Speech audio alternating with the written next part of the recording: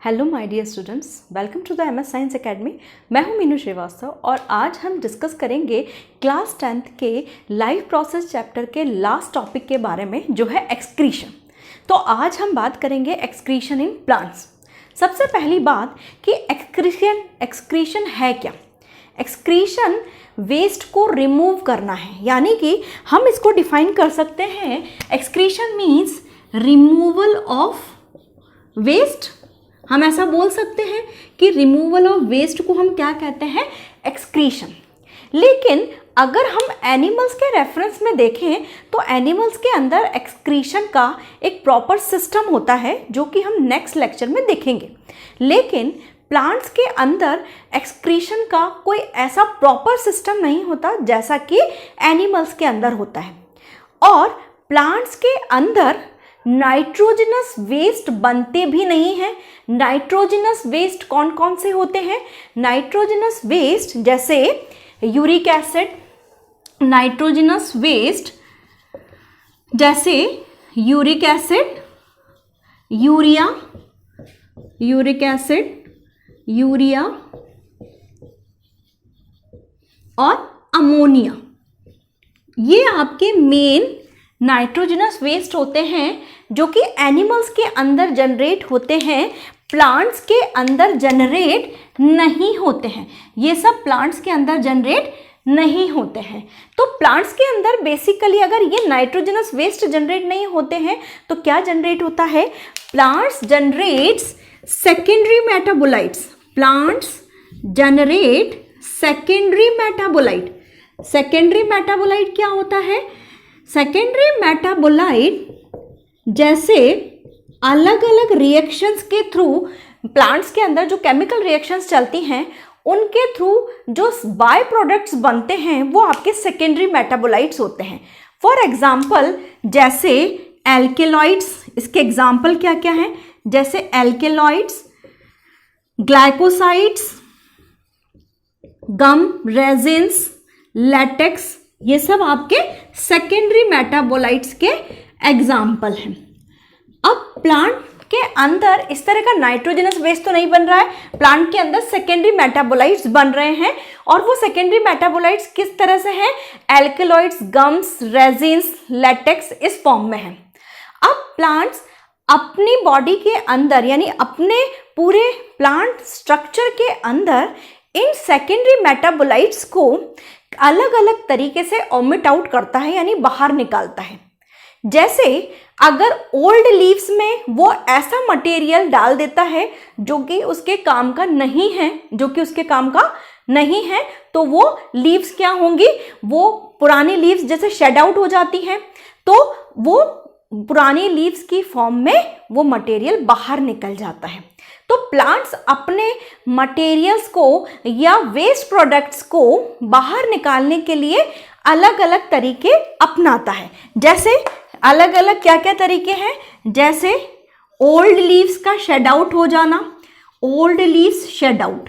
अब इसमें जो भी ओल्ड लीव्स हैं जो कि उनमें वो वेस्ट प्रोडक्ट इकट्ठा कर दिया जाता है जो कि प्लांट्स को नहीं चाहिए, एंड फाइनली उनको बाहर हटा दिया जाता है, प्लांट की मेन पार्ट से हटा दिया जाता है, ब्रांच से।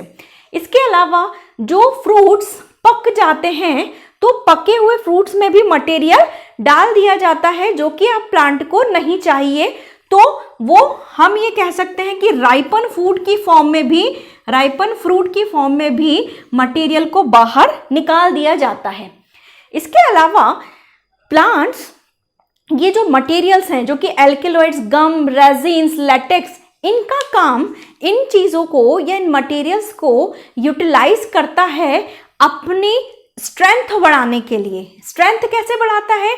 याद करिए, ट्रांसपोर्ट सिस्टम में जाइलम के अंदर हमने कहा था कि वो वेसल्स और ट्रैकिट्स में लिग्निन का डिपोजिशन होता है। एक वर्ड हमने बताया था, लिग्निन।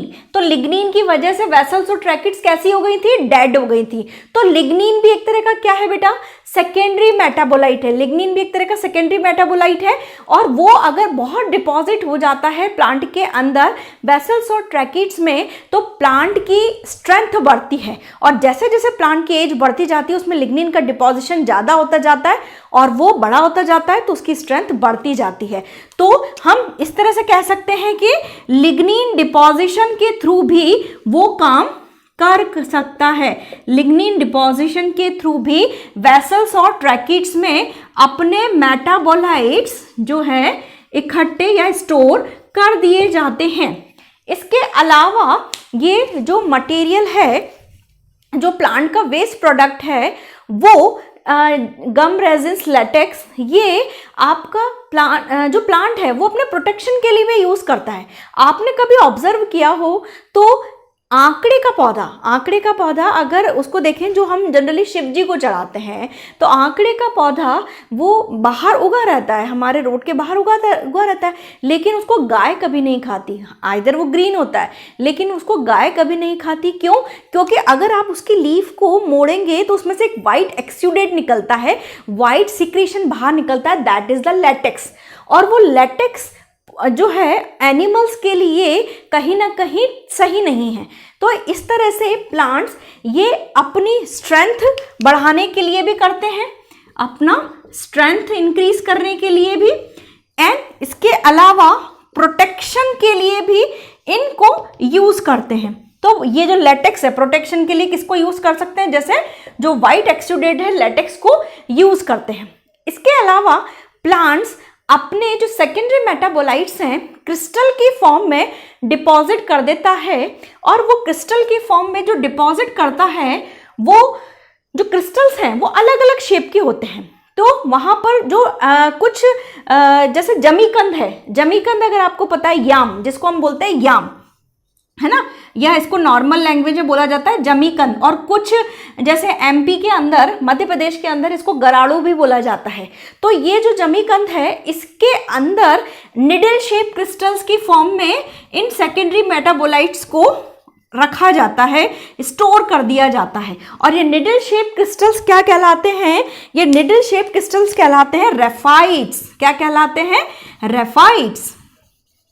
इसके अलावा प्लांट्स अपने कभी आपने डॉक्टर से सुना होगा कि नंगे पैर सुबह अगर अपन घास पे चलें तो अच्छा रहता है, जिनकी आईसाइट वीक होती है।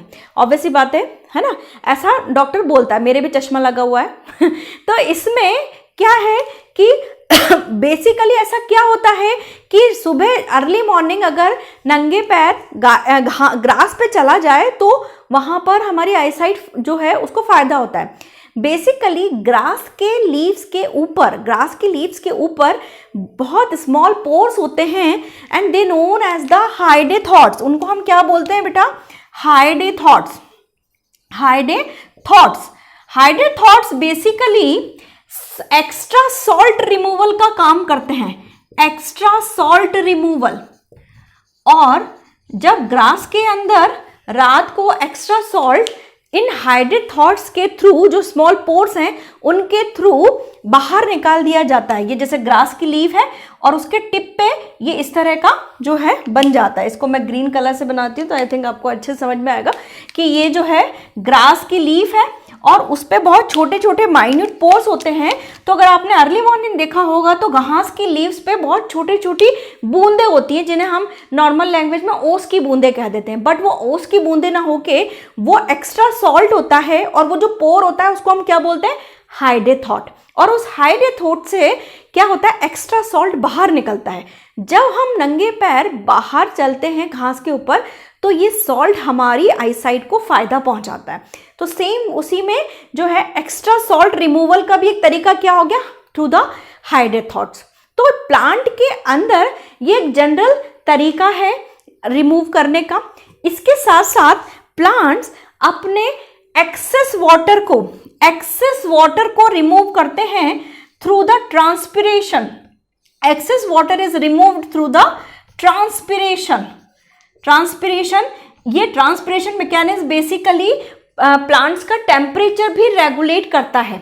इसके अलावा एक्सेस ऑक्सीजन जो फोटोसिंथेसिस के थ्रू जो है, एक्सेस ऑक्सीजन और एक्सेस CO2 यानी एक्सेस गैसेस हम यहां से लिख सकते हैं, oxygen CO2, they are removed with the help of stomata.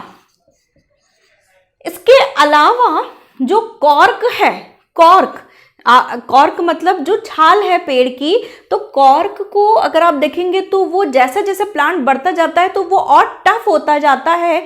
तो कॉर्क के अंदर भी बहुत ज़्यादा प्रोटेक्टिव टिश्यूज का डिपॉजिशन किया जाता है, इन सेकेंडरी मेटाबोलाइट्स का डिपॉजिशन किया जाता है, जो कि प्रोटेक्शन देने का और स्ट्रेंथ बढ़ाने का काम करते हैं। तो बेसिकली हमने यही कहा है कि प्लांट्स के अंदर कोई भी ऐसा मैकेनिज्म नहीं है कि जिससे वो रिमूव कर सके। उनके पास कुछ बेसिक टेक्निक्स है जिनसे वो रिमूव करते हैं, और वो रिमूव भी जनरली जो एल्किलॉइड, ग्लाइकोसाइड, गम, रेजिन्स, लेटेक्स है, इनको रिमूव करते हैं। और कभी कभी इनको रिमूव ना करके कुछ प्लांट इनको स्टोर करते हैं, जो कि बहुत ज़्यादा मेडिसिनल वैल्यूज़ होती हैं हमारे लिए। जैसे गम है, गम जो होता है गोंद, अगर आपको याद हो तो घर में गोंद के लड्डू बनते हैं सर्दियों में हमारे भारत में। हाँ, तो वो बेसिकली क्या है, वो उनका स्टोर फॉर्म है जो कि हमारे फायदे के लिए काम में आ रहा है।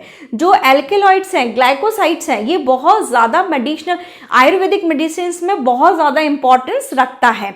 तो यहाँ जो है ये बेसिक चीज़ें हैं जिनसे एक प्लांट अपने वेस्ट प्रोडक्ट्स को प्रोटेक्शन, स्ट्रेंथ और स्टोर और वेस्ट को बाहर निकालने की प्रोसीजर इस तरीके से हमने एक्सप्लेन की है। आई थिंक कि आपको ये समझ में आया होगा, और अगर आपको बिल्कुल समझ में आया है तो please like, share and subscribe my videos. Thank you.